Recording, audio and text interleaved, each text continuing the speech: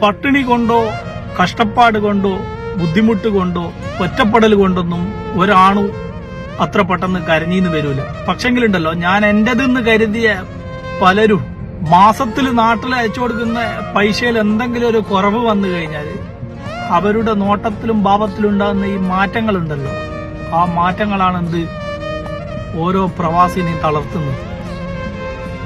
പ്രവാസികളുടെ കുടുംബത്തിനോട് ഒരൊറ്റ വാക്ക്, ഒരു പണത്തെ മാത്രം മോഹിക്കരുത് കേട്ടോ.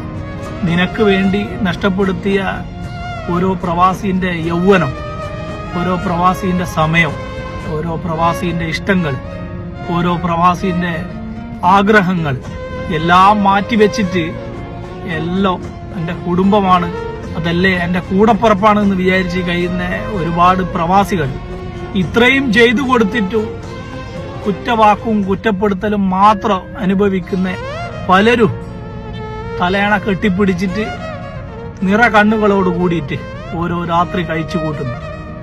അപ്പൊ ദയവ് ചെയ്ത് എല്ലാ നന്മകളും കിട്ടുന്ന സമയത്തും എന്തെങ്കിലും ഒരു കുറവിന് ഒരു കാരണവശാലും ഒരു പ്രവാസിനെ എന്താക്കാൻ പാടില്ല, അകറ്റി നിർത്തുവാനോ അല്ലെ ആക്ഷേപിക്കാനോ പാടില്ല.